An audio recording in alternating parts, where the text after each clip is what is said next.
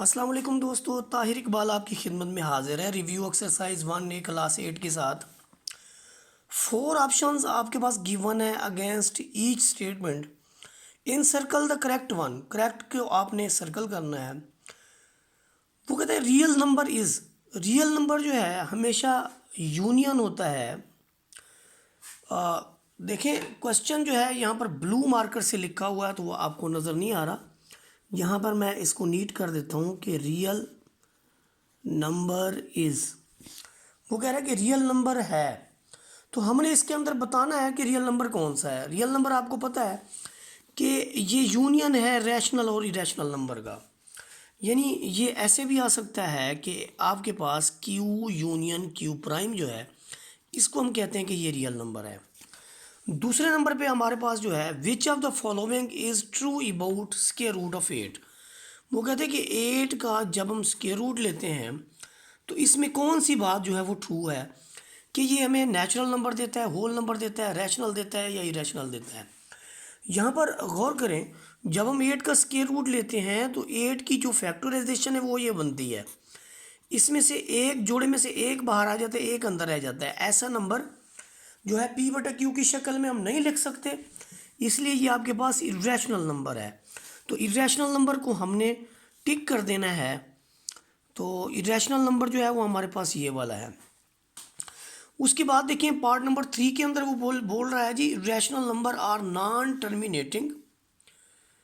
ये यहाँ पर मैं लिख देता हूँ कि irrational number are non terminating and non recurring. ये देखें, जब हम इरेशनल नंबर की बात करते हैं तो इरेशनल नंबर्स जो होते हैं, इरेशनल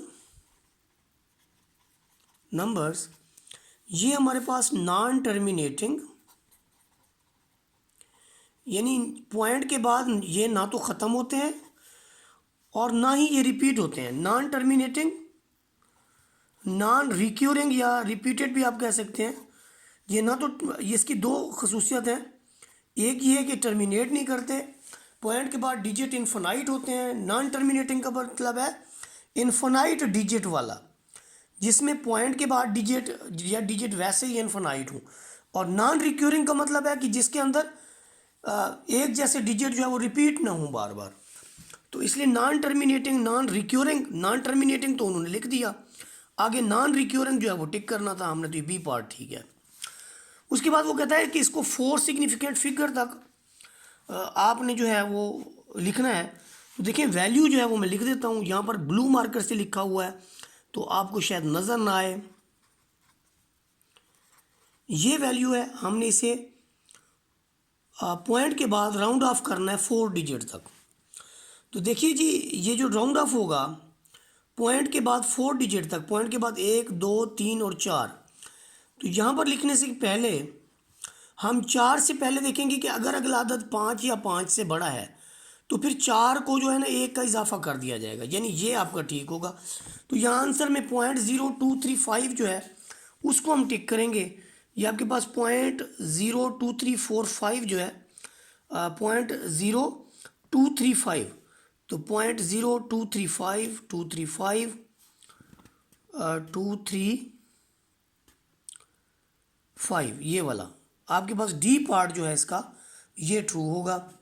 इसके बाद देखिए जो हमारे पास नेक्स्ट पार्ट है उसके अंदर क्या पूछा गया ये मैं बता देता हूँ। वो कहता है difference between approximate value and the actual value is called. ये आपके पास देखें, जो अप्रॉक्सीमेट वैल्यू और एक्चुअल वैल्यू का जो डिफरेंस होता है ये अप्रॉक्सीमेट एरर कहलाता है, अप्रॉक्सीमेट एरर कहलाता है। तो हम इसको सी को टिक करेंगे। इसके बाद हमारे पास है which one of the following is perfect square. कौन सी वैल्यू है जो कि परफेक्ट स्क्वायर है। आप सारी वैल्यूज़ का रूट लेंगे जिसका रिजल्ट पूरी तरह आ जाएगा। मसलन 2.56 को अगर आप देखें तो 2.56 ऐसी वैल्यू है जिसका रूट पूरी तरह आता है। पॉइंट के बाद आप फैक्टर इधर भी बनाएंगे, इधर 1 1 ज़र 1, 2 में से एक गया, एक बचा, ऊपर से जोड़ा उतरा, 1 को डबल करेंगे 2। अब 2 के साथ 6 लगा के आप 6 से ज़रब दे दें, 6 6 36, 6 दूनी 12 और 3 15।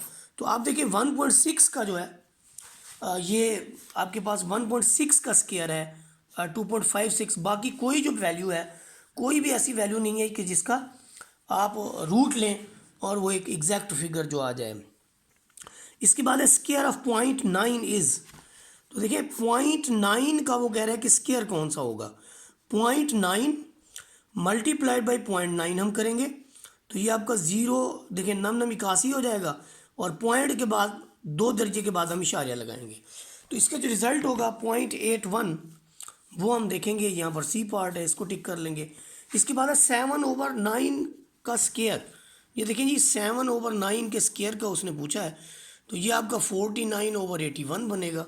यहाँ पर देखें आपके पास 49/81 ये वाला है। उसके बाद देखिए इसने ये सारा दिया हुआ है, इसमें मिड में आपके पास जो वैल्यू है वो 8 है, 8 की इस तरफ भी ये सारा मैं आपको लिख देता हूँ। ये देखिए यहाँ पर आपके पास 8 है, 8 से इस तरफ 7 6 फिर 5 4 3 2 और 1 है, फिर इस तरफ 7 6 5 4 फिर 3 2 और 1। तो इसका मतलब है ये आपके पास 8 का स्क्वायर है, ये जो दरमियान वाली वैल्यू होती है ना इसका स्क्वायर होता है, और ये 84 बनता है। तो यहाँ पर हम आंसर में देखेंगे कि 8 के स्क्वायर को हमने टिक कर देना है। उसके बाद देखिए जो हमारे पास नेक्स्ट पार्ट है, if side of length of square is 0.5 meter then it's area.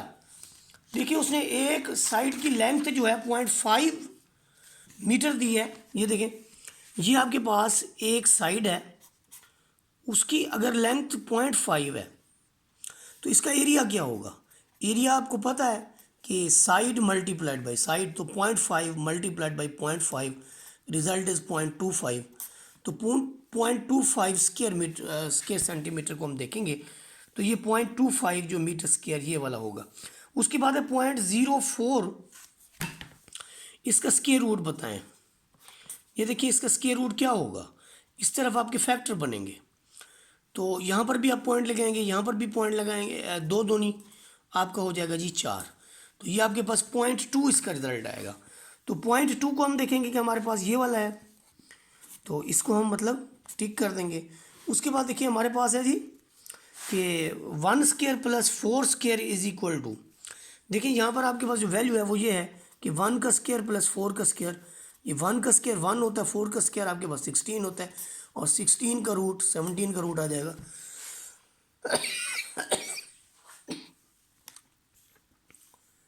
तो इसलिए ये जो रिज़ल्ट है आपके पास, यहाँ पर इसका कोई भी आंसर आपके पास नहीं दिया हुआ, इसलिए ये MCQs आपके पास रॉन्ग दिया हुआ। उसके बाद है 4/9 का स्क्वायर रूट। अगला क्वेश्चन जो मेरा है वो है ये वाला है 4/9 का स्क्वायर रूट, 4 का स्क्वायर रूट 2, 9 का 3, तो 2/3 को जो है वो हमने टिक करना है। ये नेक्स्ट पेज पे चला जाएंगे इसके आंसर, गौर कीजिए ज़रा। इसमें नेक्स्ट पेज जो है आपके पास 2/3 जो है अभी हमने किया था ये वाला, तो इसका रिजल्ट आया 2/3। इसके बाद देखिए जो नेक्स्ट हमारे पास है वो कहता है स्क्वायर रूट ऑफ A/B, तो इसका क्या होगा। देखिए इस सेंस में जब आपके पास A/B का स्क्वायर रूट हो तो स्क्वायर रूट दोनों को मिलता है, ऊपर अलग मिलता है नीचे अलग। तो यहाँ पर देखिए आपके पास A/B स्क्वायर रूट जो है इसमें ये वाला पार्ट जो है ये ठीक होगा, क्योंकि इसमें A को भी मिला है B को भी मिला है। इसके बाद identify non terminating and recurring decimal fraction from the following. देखिए जो नॉन टर्मिनेटिंग होता है ना, नॉन टर्मिनेटिंग एंड रिक्योरिंग, वो ज़्यादातर 3 वाला होता है। आप 5 पे डिवाइड करेंगे पूरा आ जाएगा, 8 पे डिवाइड करेंगे पूरा आ जाएगा, 15 पे डिवाइड करेंगे तो पॉइंट के बाद डिजिट आपके फनाइट हो जाएंगे। लेकिन वाहिद इसमें 3 ऐसा एलिमेंट है कि जिस पे डिवाइड करने से आपके जो रिजल्ट्स हैं उसके अंदर जो है एक तो वो डिजिट फनाइट हो जाएंगे। यहाँ पर मैं आपको करके दिखाता हूँ। ये देखें ये हमारे पास कैलकुलेटर है, यहाँ पर वैल्यूज़ हैं। जब आप 17/5 करेंगे, 17 डिवाइडेड बाई 5, तो भी आपके पास 3.4 आ रहा है। जब आप 49/8 करेंगे, ये देखें 49 डिवाइडेड बाई 8 करेंगे तो तब भी आपके पास टर्मिनेटिंग डेसिमल आ रहा है। ये देखें टर्मिनेटिंग डेसिमल आ रहा है। जब आप 8/15 करेंगे, ये देखें 8 डिवाइडेड बाई 15 करेंगे तो तब भी आपके पास जो है यानी 8 को जब आप 15 पर डिवाइड करेंगे तो 0.533 इस तरह से रिज़ल्ट आएगा। लेकिन जब आप 23 को 3 पे करेंगे, 23 डिवाइडेड बाई 3, तो ये आपके रिजल्ट होंगे। देखिए 7 पॉइंट, ये एक तो डिवाइड नहीं हो रहा पूरी तरह, और दूसरा ये कि ये पॉइंट के बाद डिजिट इसके इन्फिनाइट हैं और टर्मिनेटिंग रिक्यूरिंग हैं, तो इसलिए ये हमारे पास पार्ट नंबर 2 जो है वो टिक होगा। आगे वो कहता है separate rational and irrational number, ये हमारे पास दूसरा पार्ट है इसका कि identify the property. Part number 4 के अंदर उसने पूछा है separate rational, question number next जो उसने पूछा है क्वेश्चन नंबर 3 के अंदर, वो कहता है कि इसमें आइडेंटिफाई सेपरेट करें रैशनल और इरेशनल नंबर्स को। तो देखिए जी, जब हम रैशनल और इरेशनल की बात करते हैं तो यहाँ पर सेपरेशन किस तरह का होगा। ये देखिए, ये रैशनल, ये वाला भी रैशनल, जस्ट इसके अंदर 21 स्क्वायर रूट जो है ये आपके पास इरेशनल नंबर है, बाकी सारे के सारे आपके पास रैशनल नंबर्स हैं। इसके बाद देखिए जो नेक्स्ट आपके पास पार्ट है उसके अंदर उसने कहा है कि आइडेंटिफाई करें properties of real number used in the following.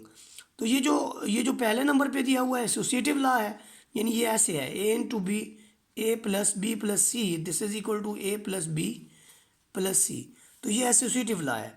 उसके बाद देखिए आपके पास नेक्स्ट जो है ये इन्वर्स लॉ है, यानी एडिटिव इन्वर्स इसके अंदर जो इस्तेमाल हुआ है, ये आपके पास है जी एडिटिव इन्वर्स प्रॉपर्टी है।